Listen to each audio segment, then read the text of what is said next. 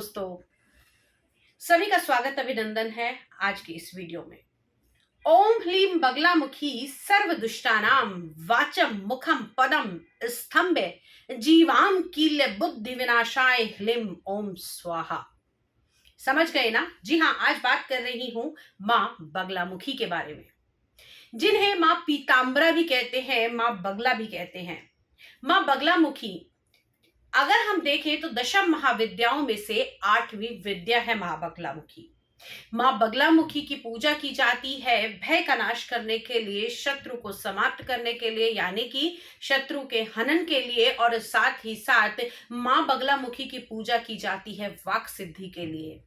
देवी बड़ी ही करुणामयी हैं। देवी की दोनों ही प्रकार से पूजा की जाती है, गृहस्थ में रहकर भी और तांत्रोक्त भी होकर भी। अब देवी की पूजा किस प्रकार की जाए, क्या भोग लगता है, क्या माँ का पहनावा है, क्या माँ की कथा है, और कैसे कैसे हम माँ बगलामुखी की मंत्र उच्चारण करके अपने अनेकानेक चीजों के फल प्राप्त कर सकते हैं, सभी कुछ बताऊंगी आज के इस वीडियो में। लेकिन उससे पहले यदि आपने अब तक चैनल को सब्सक्राइब नहीं किया है तो प्लीज सब्सक्राइब कर दीजिए, साथ ही साथ बेल आइकॉन को जरूर दबा दीजिए ताकि आने वाले सभी वीडियो आपको समय से मिल सके। तो चलिए बात करते हैं करुणामयी मां बगलामुखी के बारे में। मां बगलामुखी की जो जयंती मनाई जाती है, जो अवतरण दिवस मनाया जाता है, वो मनाया जाता है वैशाख मास शुक्ल पक्ष की अष्टमी तिथि को। इस बार ये तिथि जो पड़ रही है वो पड़ रही है 28 अप्रैल 2023 को। इस दिन हम मां की अर्चना करेंगे, पूजा करेंगे, ध्यान करेंगे और साथ ही साथ करेंगे कुछ महा उपाय। अब कौन कौन से हैं ये उपाय, उन सब की भी जानकारी देती हूं। कुंडलिनी जागरण के लिए मां स्वादिष्ठाना चक्र को जागृत करती है।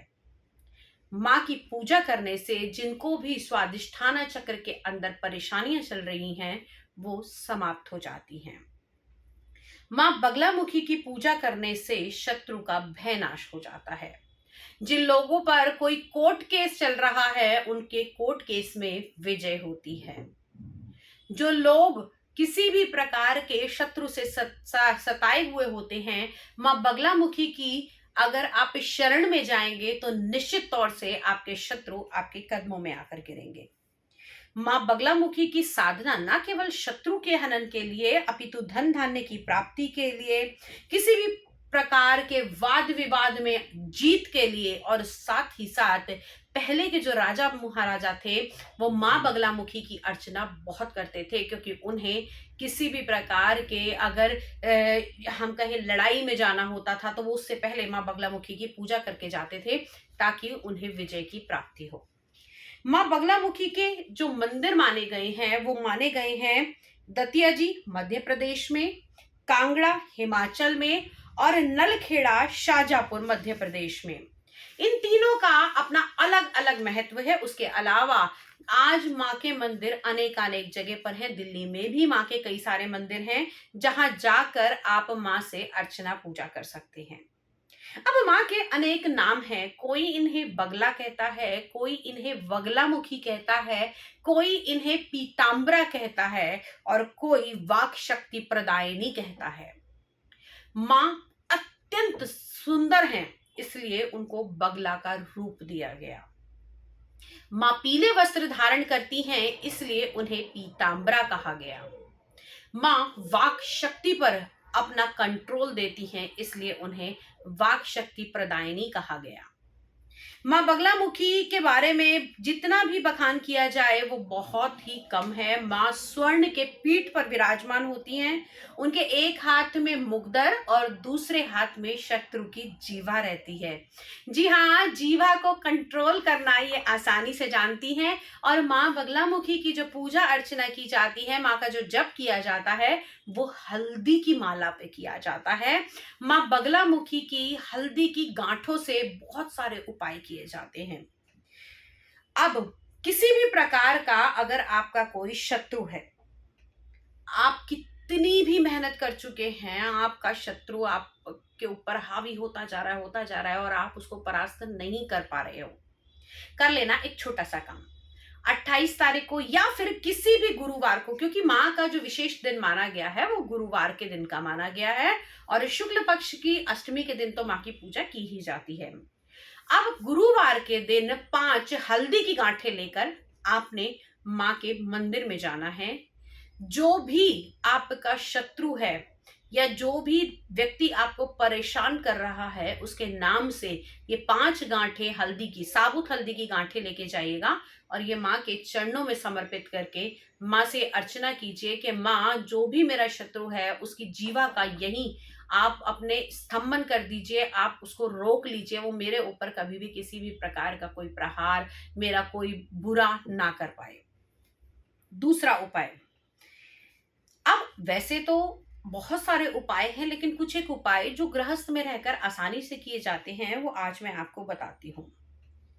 माँ बगलामुखी अगर किसी भी प्रकार की किसी के ऊपर हेल्थ से जुड़ी हुई कोई समस्या चल रही है, कोई व्यक्ति बहुत ज्यादा बीमार है और वो ठीक नहीं हो रहा है, एक पीले रंग का सीताफल, जी हाँ, कुमड़ा जिसे कहते हैं, पीले रंग का सीताफल लेकर आप उस व्यक्ति का हाथ लगवाकर और उस सीताफल को माँ को अर्पित कर दीजिए। फिर भी देखिए आपके घर में जो व्यक्ति बीमार है वो दिनों दिन ठीक होता हुआ दिखाई देगा और माँ बगलामुखी की शरण में रहेगा।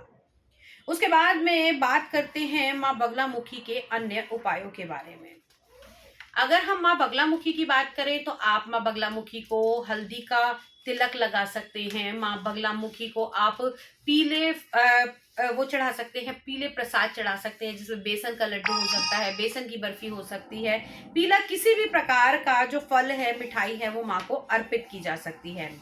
माँ बगलामुखी की तांत्रिक साधना भी की जाती है। आज आपको दूंगी कुछ विशेष मंत्र।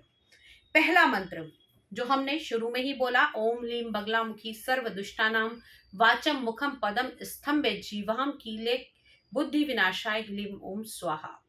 ये तो माँ का 36 अक्षरा मंत्र है। ये बड़ा मंत्र है, यदि आप ये कर सकते हैं तो कीजिए।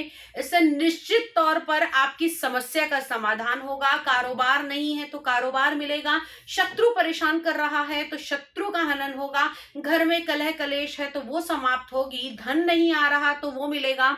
अगर मैं ये कहूं कि माँ की अर्चना करने से आप जो मांगना चाहते हैं वो आपको मिलेगा, तो इसमें कोई दो राय नहीं होगी। लेकिन आपकी डिमांड जो है वो बिल्कुल जेन्युइन होनी चाहिए। किसी भी प्रकार के किसी के बुरे के लिए आप माँ की इस अर्चना का प्रयोग नहीं कर सकते हैं। अब किसी पर अगर नजर दोष है तो आपको क्या करना है, आपको इस मंत्र का जाप करना है। ओम ह्लीम श्रीम ह्रीम पीतांबरे तंत्र बाधाए नाशे नाशे। जी हाँ, दोबारा से सुनिए। ओम ह्लीम श्रीम ह्लीम पीतांबरे तंत्र बाधाए नाशे नाशे। अगर किसी के ऊपर आपको लगता है जादू टोना है, नजर है, किसी ने कुछ कर दिया, कुछ नेगेटिव इम्पैक्ट है, तो उसमें आप इस मंत्र का जाप कर सकते हैं। अगर घर में कोई भी व्यक्ति या कोई बच्चा बहुत ज्यादा डरता है तो इस मंत्र की एक माला, जो अब मैं आगे बताने जा रही हूं, इस मंत्र की एक माला भय को नाश करने के लिए आप कर सकते हैं। ओम ह्लीम ह्लीम ह्लीम बगले सर्व भयम हनः।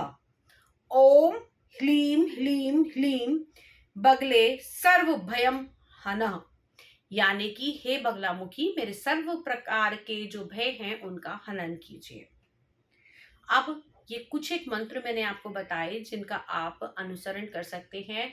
अगर आप 36 अक्षरा मंत्र कर रहे हैं तो उसको आप पीले हल्दी की माला पर कीजिए। अगर और कोई भी मंत्र आप कर रहे हैं तो उसको करने के लिए आप किसी भी रुद्राक्ष की माला पे माँ का जाप कर सकते हैं। माँ बगलामुखी सभी को अभय प्रदान करती हैं, माँ बगलामुखी सभी का अच्छा करती हैं। इसी मनोकामना के साथ अगर आप माँ का पाठ करेंगे, पूजा करेंगे, तो निश्चित तौर पर आपको बहुत ज्यादा अच्छे फल मिलेंगे और आप माँ की कृपा के पात्र बनेंगे।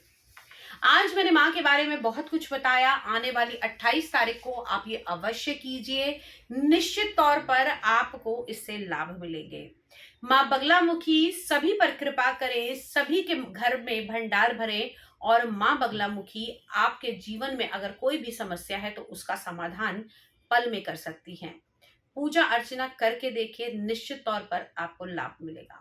आज के वीडियो में इतना ही। अगले वीडियो में आपसे फिर से मुलाकात करूंगी। तब तक के लिए जय मां भगवती।